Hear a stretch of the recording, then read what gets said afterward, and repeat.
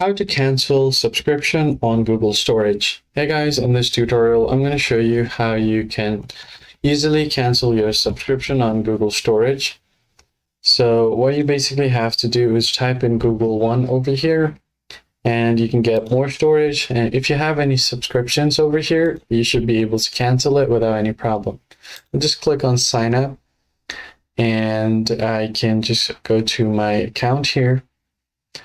So let me just go over to my profile, manage your Google account. So if you have any existing plans, you could just go ahead and click on the gear icon over here.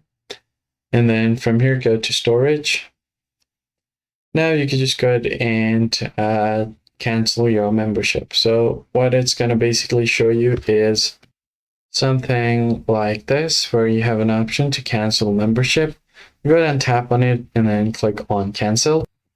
And then once you press on cancel, you can just click on cancel membership and you should be good to go. So that's basically it, guys. I hope this tutorial was helpful. I'll catch you guys in the next one.